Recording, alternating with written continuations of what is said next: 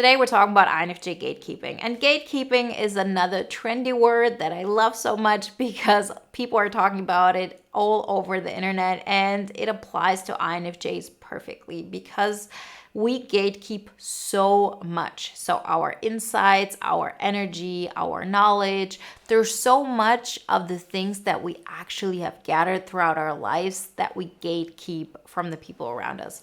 And at first sight, it's not a bad thing, right? It keeps us protected. People underestimate us. And so, what's the problem? But the problem is that gatekeeping is very often keeping us from being fulfilled. And gatekeeping might seem at first sight like it's a necessity. It's the best way to move forward, because if people actually see how much we're able to do and how much we're capable of, they would just abandon us. They would reject us. And it's a human need to be accepted. And I've seen in comments like under the videos of, oh, people reject me so much and I'm already triggering. Like, how can I do even more of that? But that's what gatekeeping is all about. That's what I want to talk to you about. What level of gatekeeping is getting us to a good level, and what level of gatekeeping, or actually less gatekeeping, is getting us to a great level, and how to actually share our knowledge in a healthy way. So let's talk about this and find like this perfect balance where you don't feel like you're gatekeeping that much, because most of the time there's so much knowledge and insight in our minds. There's so much we could actually do for others, for society, and so on. And we don't dare to bring it out because of the consequences. And I do believe it's worth bringing it out. We just have to find, as I always say, a healthy outlet. So let's talk about it today. Before we get started, if you haven't done this so far, download the free poster on the INFJ Epic Life formula. And if you want to take it to the next level, get the INFJ Epic Life audio guide. So this is an audio guide you can listen to wherever you are.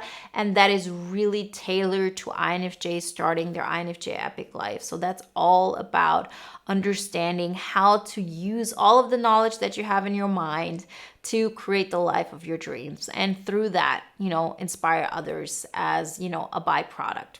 Everything you need to know, you can find in the links in the description. So let's get right to it. So the way an INFJ could stop gatekeeping all of their knowledge is not to go to that one person and tell them, listen, this is how I could fix your life. This is what you could do in order to make your life better. Because then you're putting the burden onto the other person. You're going there and you're saying, I have all this insight, but you make it happen. So therefore, I don't have to pay the price. Does that sound like a nice thing to do? Probably not. And I hope that triggered you, because it would have triggered me like crazy if somebody would have said that to me.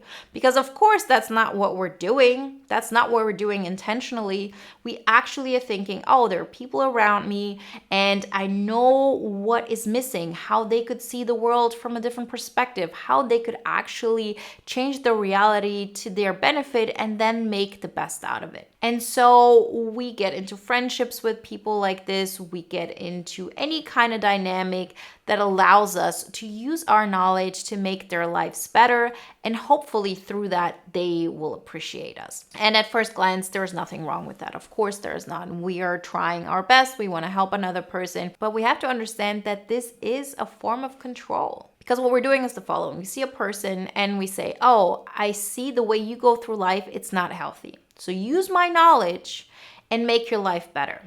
You need to use all the insights that I'm giving you and create a better life for yourself. That's what you have to do. And then everything is going to be fine, right? This is one way of approaching it. Or it could be, oh, I see that that person is suffering. I'm not even giving them all my insights. I'm using my insights to become what they're missing. And so we will stay connected, but they would actually continue in their self-sabotaging behavior. What we're forgetting in that scenario, though, is that we are focusing on what that person is doing wrong. We're trying to control the outcome of their life, when in the end, we have absolutely no control of what another person is doing and what another person is deciding to do with their life. So they could self-sabotage their entire life, and it's their prerogative. On top of that, we don't even have the power to do that. It is an illusion. Because every single time we're doing this, we're giving away our power and we're giving away our insight.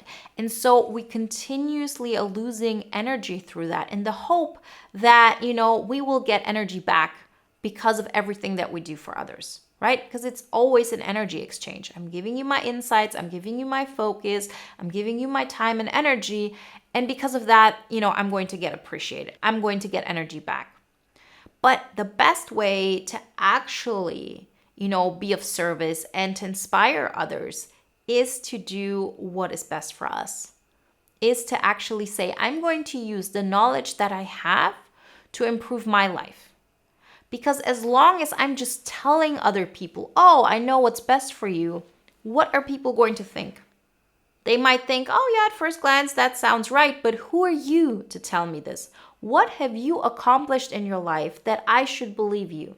How have you proven that, you have those insights? So I'm not going to listen to you. And this is something we INFJs struggle with so much because we know we're right. We know this is going to be helpful. We know that although we don't know everything, we definitely know that what they're doing right now is not healthy and that our approach would be better. But what gets us so frustrated is that we're not being appreciated and people don't believe us. And so it becomes like this frustrating circle of I want to give and I'm trying my best and I'm just getting booed for it. I'm actually getting rejected for it. People resent me. They think, who do I think I am, that I can give them insights? And at the end, they're right because they have no idea who we are. They can only see the world through their perspective. And we can only see the world through our perspective.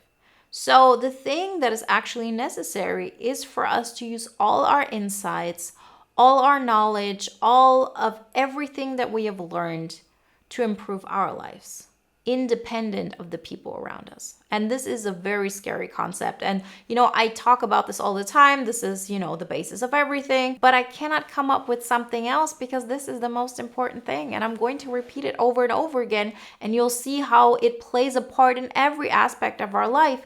And gatekeeping is definitely one of those things. There's so much insight that we have, and we're not sharing that. And I mean sharing in a way of I'm first off using it to better my life.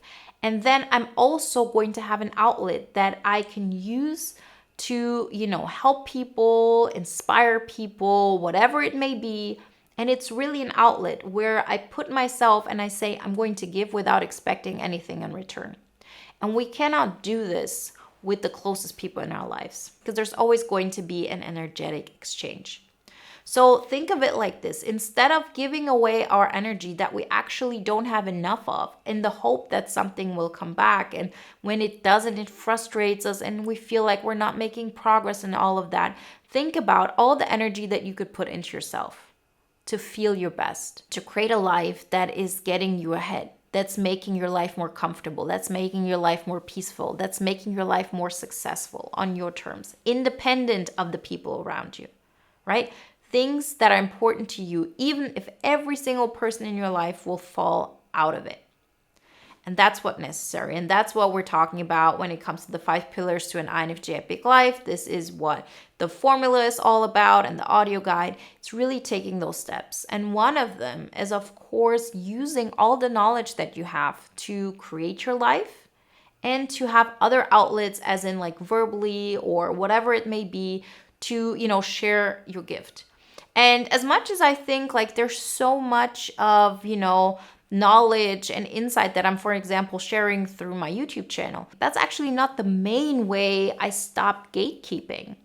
The way I actually stopped gatekeeping so much was the fact that this is the life I chose, that I was willing to say no to unhealthy situations, that I was willing to, bet on myself and go down this journey and be able to quit my, high-paying consultant job because I knew that this was better for me. And to continuously take steps that prove to everybody around me, without me actually wanting to do that, because I'm doing this for myself, that I'm creating an energetic surplus over and over again. That's when the people around me have the opportunity to decide for themselves, oh, I see that she's doing something that apparently makes her more energetic. Her frequency gets bigger, right? She is happy, she's excited, things are happening because you see it in her energy. And then they can decide, oh, is this something I want to learn more of? Is there something I want to take from this? But we can't do that and expect people to believe that we have insights when we're not even using this insight to create a healthy life for ourselves. And a healthy life will never ever be a life where you give so much of your energy that you're keeping your head barely above water. It's actually a life where your cup of energy is overflowing and then you can give. And so if you believe, oh, but I'm not a good person, like who am I to actually go for the things I want? Everybody deserves them. Then actually think of a way where you can give without expecting anything in return. So have like a way where you can be involved in philanthropy, have a social cause, have something that you do about social justice, get involved in your church group, whatever it may be. Just do something that allows you to give without expecting something in return, but not at the expense of your own well-being. And I know that people are not going to get it at first. It's going to look weird. People are not going to understand it. They will actually distance themselves to you.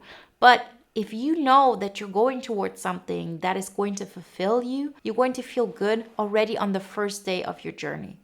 Because then I'm on a trajectory of a life that's full of balance, where I'm not in need for people to appreciate what I'm giving to them. I'm making sure that I'm good and my cup of energy is overflowing and I give to people, and some will take it, some won't, but I'm not in need for them to understand it. That's actually a way of not gatekeeping. What we're doing so often is actually the epitome of gatekeeping, which is I'm going to give you insights, I'm going to help you with your life, but only if you appreciate me for it. And this sounds so cynical and it sounds like nothing we ever would want to be, but so often this is the case because we do give to people and get resentful if they don't appreciate us. And it's not because we're bad people or because we're doing this intentionally. It's because if you are giving just the last bit of what you have, of course you're going to get resentful if you don't get something back. Like, let's say you have $10 to your name and you give everything and you only have $1 left. Yeah, it's going to feel like you gave them everything and they're not giving you anything in return. But if you fill yourself up and you continuously have, $110 and, you would need $100, for example, to fill up your cup and you continuously give 10, then you're always going to have more than enough. And every single time you have more than 100, you can continuously give.